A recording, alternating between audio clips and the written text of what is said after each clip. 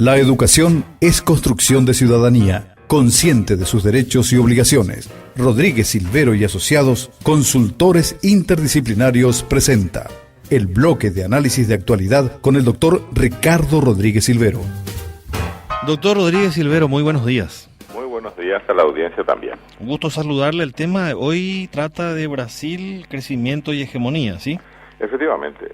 Resulta que las instituciones multilaterales de asistencia técnica y crediticia, entre ellas el Fondo Monetario Internacional, el Banco Mundial, el Banco Interamericano de Desarrollo, Naciones Unidas y la Unión Europea, no se cansan de avisarnos o de advertirnos que lo que ocurre en Brasil es extremadamente importante para nuestro país.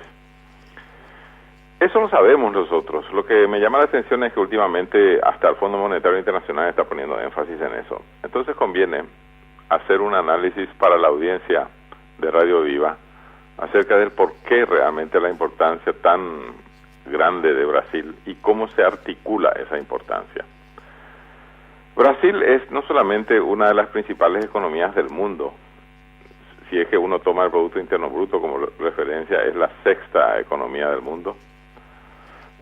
Si uno toma otros indicadores, a lo mejor es la séptima nomás. Si uno toma el territorio, está entre los países que en tamaño de superficie o de geografía son los más grandes del mundo también, ¿verdad? Pero aparte de eso, en América Latina es la economía más voluminosa, más poderosa también en términos económicos. Le sigue México o Argentina, eso depende también de los indicadores. Últimamente México ha afianzado su posición como segunda economía de América Latina porque las estadísticas de los argentinos se han vuelto poco creíbles. Y que eso realmente impresiona, que esas mismas instituciones multilaterales que nos advierten la importancia de Brasil también nos dicen que cuidado, que con la Argentina no se sabe ni siquiera si es cierto que el Producto Interno crece así de mucho o así de poco. Y tampoco se cree en una estadística tan sensible como la inflación argentina, por ejemplo, ¿no? Y ya sabemos que la devaluación es un desastre que nos vuelve realmente a nosotros aquí un país de incertidumbre por la inundación que tenemos localmente de productos argentinos, ¿verdad? Bueno, entonces, Brasil, la mayor economía de América Latina, pero acá en Sudamérica es realmente la potencia dominante. Eso es lo que se dice en sociología con el nombre de hegemónico. Es un país hegemónico, eso significa que tiene una hegemonía, y para traducirlo más fácilmente todavía es como decir que es omnipresente en términos económicos y en términos políticos en Sudamérica. De nada nos sirve ser nosotros un país con muy buenas relaciones internacionales. De nada nos sirve de ser un país que respeta ciertos criterios democráticos, a pesar de que de repente también los lesiona. Somos realmente un país pequeño, tenemos apenas 7 millones de habitantes, apenas llegamos a 7 millones. Pero no somos tampoco el más pequeño. Más pequeño en términos geográficos es Uruguay, y si uno toma Surinam y esos otros países que están ahí al lado de Venezuela, nosotros realmente no somos el más pequeño, somos más grandes incluso que Ecuador, que es un país ya de tamaño mediano grande, digamos.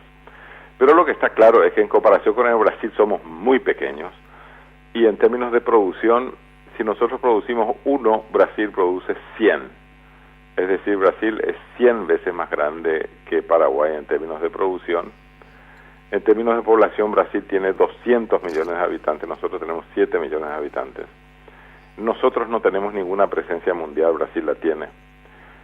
Pero no solamente es gravitante la importancia económica de Brasil, sino también la importancia social, demográfica, cultural y militar. Y bueno, y hay que hablar un poco de eso para que la audiencia entienda. La importancia social está dada en términos de sociedad o de comunidades o de brasiguayos, para hablarlo así con una palabra muy conocida en este país.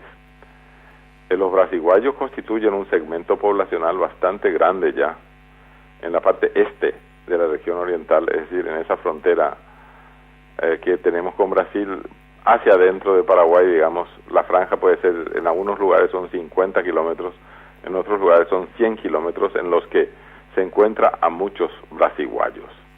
Y aunque el número sea incierto, porque no todos están registrados, lo que sí se sabe es que la presencia económica y social de los brasiguayos es determinante en esos lugares, porque es generalmente gente que viene con capital para comprar tierras, cultivar soja y otros cereales.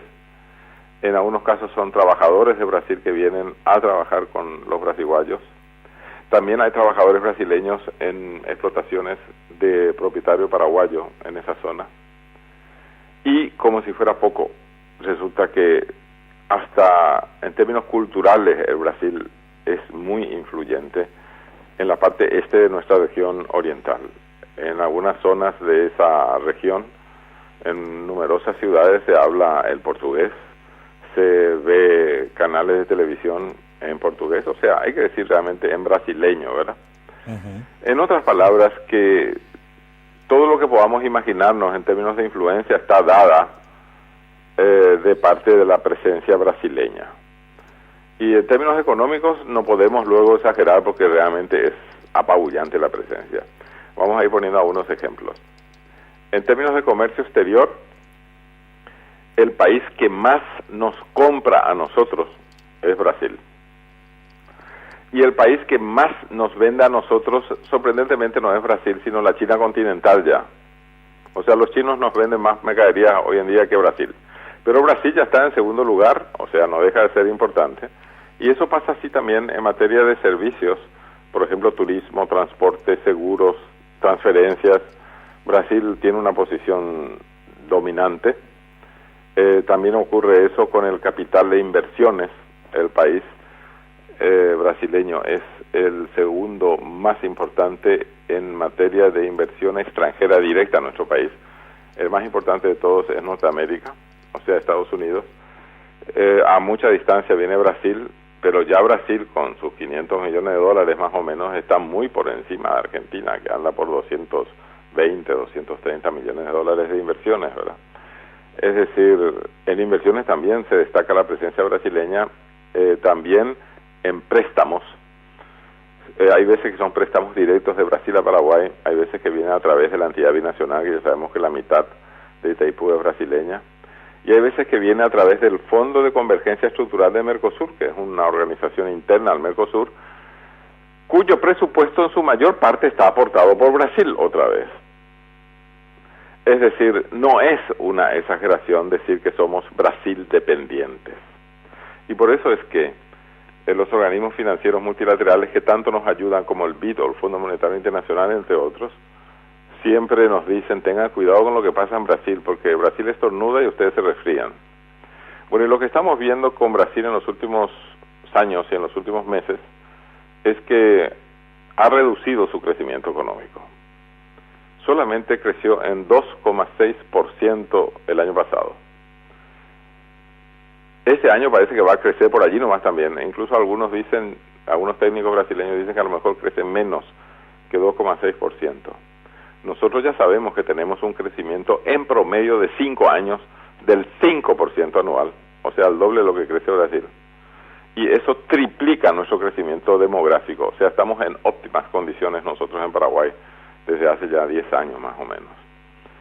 Y aparte del crecimiento, que es un indicador bien contundente, Brasil ha declarado algo así como una autoculpa, ha manifestado, porque no consigue domar el potro de la inflación en Brasil.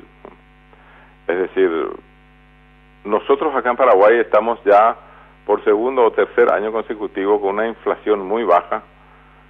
Estamos en 5% este año de 2014, esa es la previsión, pero el año pasado estuvimos en 2,7%, bajísimo, ¿no? Es decir, si uno toma esas variables económicas contundentes como crecimiento económico e inflación, estamos mejor que Brasil, aunque parezca increíble, ¿no? Pero Brasil es el gigante, y si Brasil no está tan bien en esos términos, y hay que tener un poco de cuidado. ¿Por qué? Y porque en un momento dado Brasil devalúa su moneda.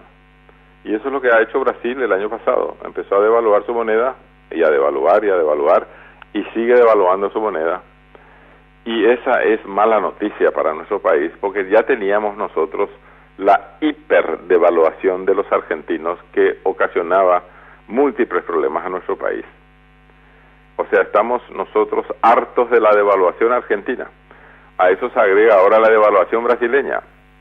Para poner una cifra didáctica, más didáctica que real, Argentina digamos que devalúan un 50% y Brasil como mucho devalúan un 20%. Es decir, la devaluación argentina más que duplica la devaluación brasileña, y la Argentina es más antigua, ya lleva más de 2 años así, y Brasil lleva apenas 6, 7, 8 meses de devaluación, entre comillas, masiva. Pero lo que pasa es que como Brasil es el país dominante en Paraguay, es un país mucho más grande que Argentina, pero 5 veces más grande que Argentina.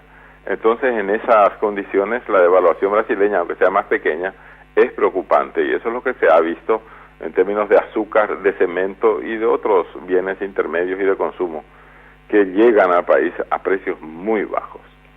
En otras palabras, para cerrar la entrevista ante la audiencia, pero estoy dispuesto a responder a una pregunta de ustedes ahí en la radio, Brasil podrá ser la 6ª o la 7ª potencia del mundo y podrá ser la economía dominante en Sudamérica, pero también tiene sus problemas, como se nota en la reducción que hace de su crecimiento económico, en reconocer que no consigue domar la inflación, y aparte de eso, en ponernos ante otra devaluación más aquí en la región.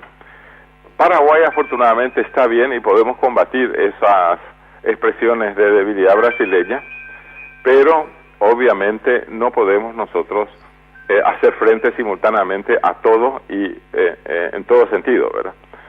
Es decir, eso es lo que los gobernantes locales y los gremios empresariales deberían tener en cuenta. Tenemos un nuevo flanco abierto de devaluación con un país gigante con problemas de crecimiento y de inflación, y tenemos que ver cómo hacer para por lo menos mitigar esas consecuencias.